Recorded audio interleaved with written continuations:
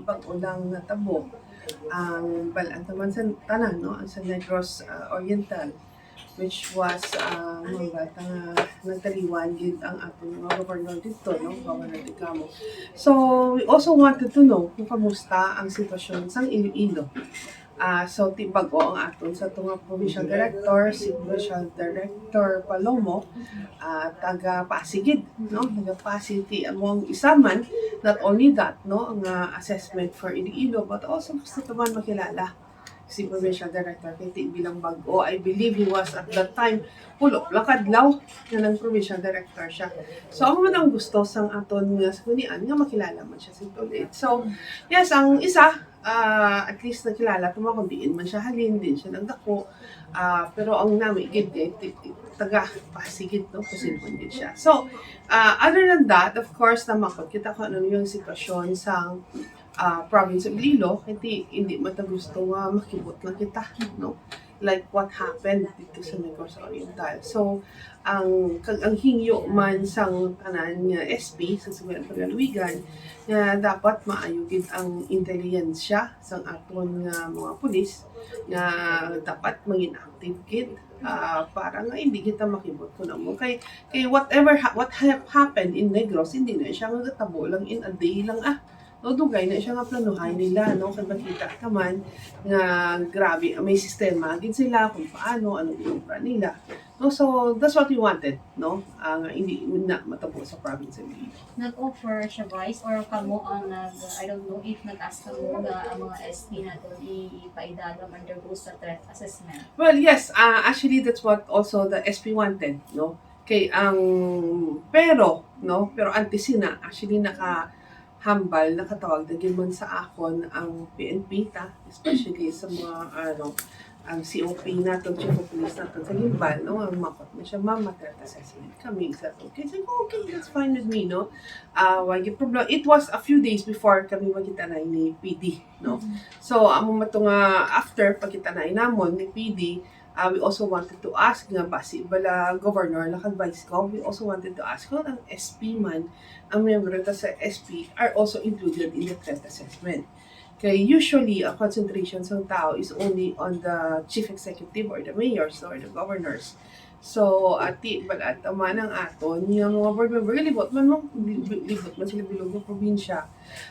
So yes, to, no, threat assessment.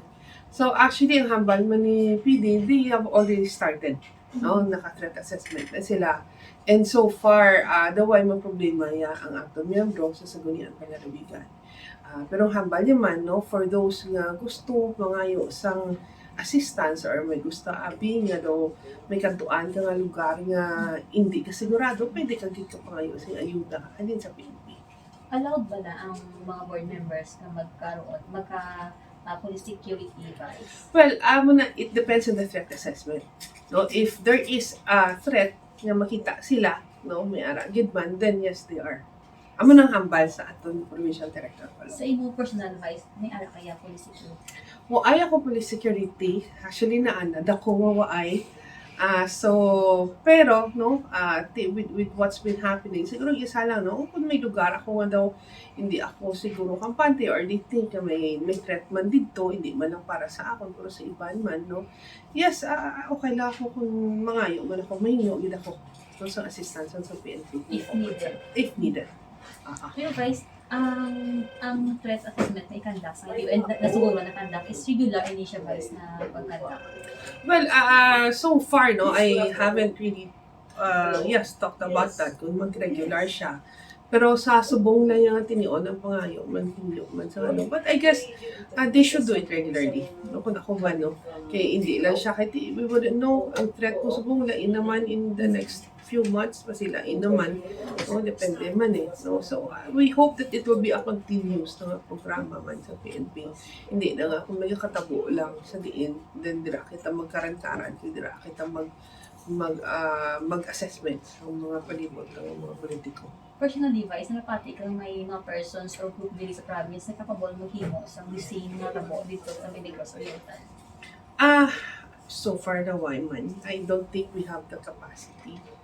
I mean, financially, I don't think we have the capacity. But though hindi man amo nakainit ang aton yung politika dito sa probinsya sa Iloilo as compared to the other areas, no?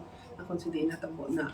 I don't think yung amo nakainit. Kaya we've been through so many political elections, battles already.